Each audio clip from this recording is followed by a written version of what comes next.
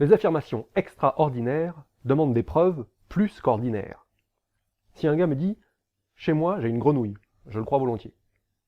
Si le gars me dit « Chez moi, j'ai une grenouille qui parle », là, je veux la voir pour le croire.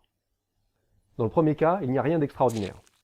Un simple témoignage, c'est une preuve très faible. Mais après tout, il a une grenouille, la belle affaire. S'il me le dit, je le crois, j'ai pas de raison de douter. Le second cas est beaucoup plus étonnant. Je ne vais pas me contenter de sa parole. J'exigerai sûrement de voir ça pour de vrai, avant d'y croire. S'il refuse de me la montrer, en déplorant que je ne lui fasse pas confiance, c'est son affaire. Ce qui est affirmé sans preuve peut être rejeté sans preuve. Moi, comme tout le monde, je me considère comme quelqu'un qui est assez ouvert d'esprit. Ça, c'est ma tête. Je suis prêt à accepter les idées nouvelles, même si elles bousculent ma conception du monde. Même s'il me faut revoir tout ce que je croyais savoir auparavant. Au contraire, quelqu'un de fermé d'esprit, ça ressemblerait un peu à ça. Mais il y a deux écueils à éviter. Le dogmatisme et le relativisme. Accepter toute idée nouvelle, par principe, sans les évaluer, c'est aussi idiot que de refuser toute idée nouvelle, par principe, sans les évaluer. Je veux bien être ouvert d'esprit, mais pas au point que mon cerveau finisse par tomber par terre. Surtout que beaucoup de ces nouvelles idées sont incompatibles entre elles. Ça, c'est, disons, ma vision du monde. Il faut visiblement un truc à cet endroit-là. Ça, ce sont toutes les réponses qu'on me propose pour répondre à cette question. Je ne sais peut-être pas quelle est la vraie réponse, mais en tout cas, je ne peux pas toutes les faire entrer dans la même case. Les religions, par exemple, ne peuvent pas toutes être vraies en même temps. Ou il y a un paradis céleste, ou terrestre, ou il n'y en a pas. Ou bien nous sommes juste des âmes qui se réincarnent, ou bien nous sommes juste le rêve d'un dragon cosmique, mais tout ça ne peut pas être vrai à la fois. Entre le dogmatisme et le relativisme, il me faut une méthode de sélection, pour évaluer les informations, les comparer, rechercher les raisons que j'aurais de les inclure dans ma vision du monde, ou de les rejeter. Ce tamis, c'est un certain esprit critique, que l'on possède tous, naturellement. On peut chacun avoir sa propre méthode de tri, mais étonnamment, il y a une méthode qui fait globalement consensus. Il y a finalement peu de débat sur les grandes lignes de ce processus de sélection. Comparer les indices, évaluer les preuves, remonter à la source de l'information, éviter les hypothèses superflues, construire des modèles et les tester contre la réalité. Tout le monde utilise ce filtre très efficacement dans 99,9% des cas de la vie quotidienne. Personne n'a vraiment besoin qu'on lui explique la méthode.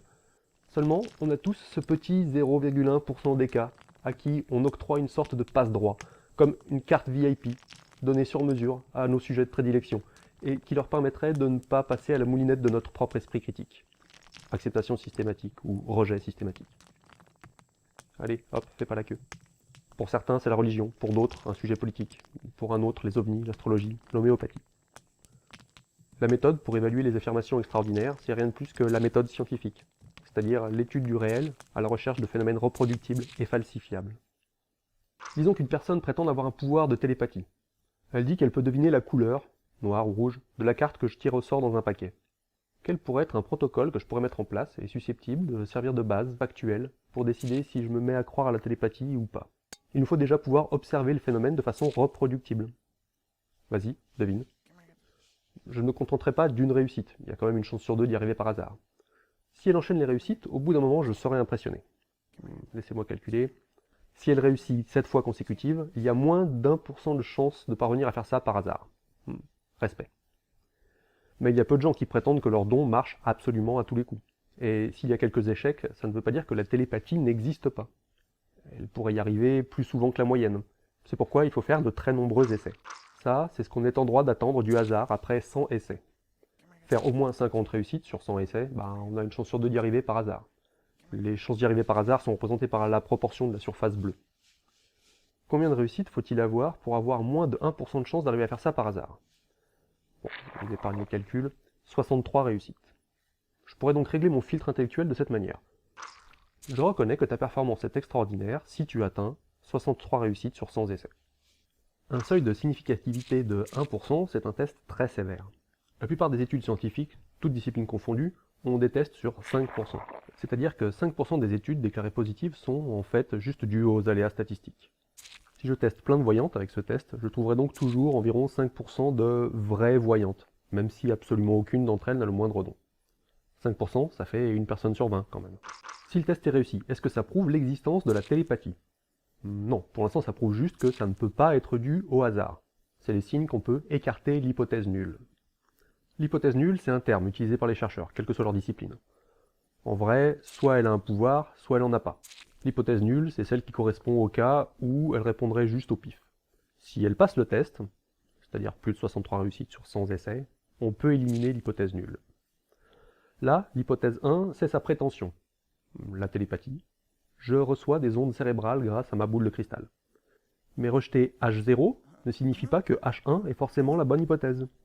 Ça peut être, par exemple, H2. En fait, la voyante fait une sortie astrale. Les ondes cérébrales n'existent pas, elle a projeté sa conscience derrière la carte pour regarder la couleur.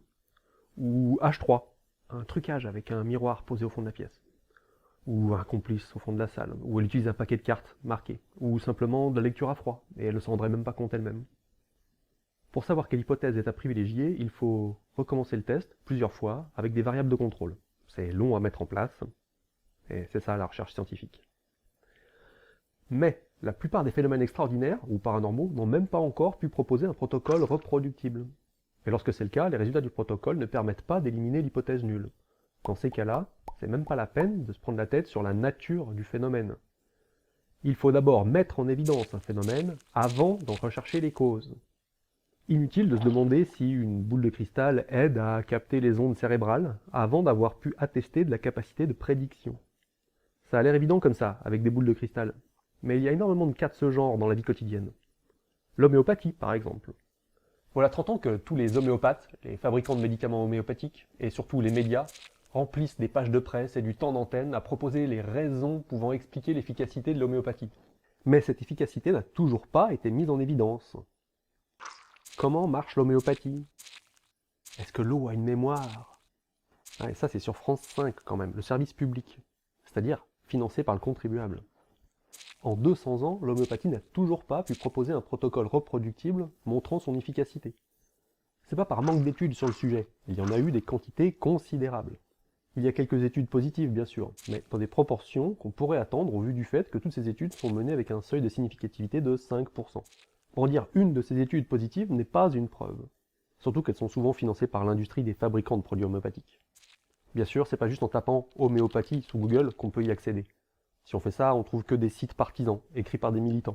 Mais il existe un moteur de recherche qui retourne uniquement les publications scientifiques. En tapant homéopathie sous Google Scholar, on peut accéder à des centaines d'études effectuées sur des grands nombres de patients, en double aveugle. Une écrasante majorité conclut qu'il n'y a pas d'efficacité thérapeutique. Il existe tellement d'études qu'il est possible de faire des méta-analyses avec une puissance statistique très forte. Un exemple parmi d'autres. Cette nouvelle revue systématique conclut une fois de plus à l'absence de preuves objectives d'une efficacité autre que celle du placebo. Une autre un peu plus tard.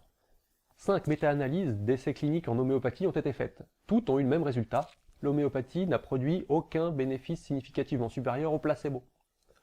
Ou encore, cette année, une des plus grosses méta-analyses entreprises sur le sujet, les données disponibles sur l'efficacité de l'homéopathie ne sont pas convaincantes et ne parviennent pas à démontrer que l'homéopathie est un traitement efficace pour aucune des conditions cliniques étudiées.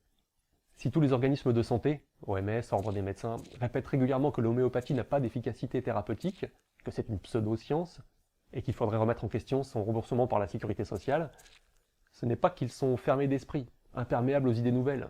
Il n'y a pas de complot des autorités pour empêcher les gens de profiter d'une thérapie efficace. En 200 ans d'existence, l'homéopathie n'a toujours pas fait preuve de son efficacité. Tant que ce ne sera pas le cas, inutile de se poser des questions sur la mémoire de l'eau ou n'importe quel autre processus physique ou magique. Il faut d'abord mettre en évidence un phénomène avant d'en chercher les causes.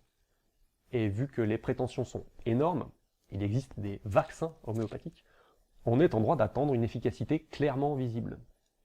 Souvenez-vous, une affirmation extraordinaire demande des preuves plus qu'ordinaires.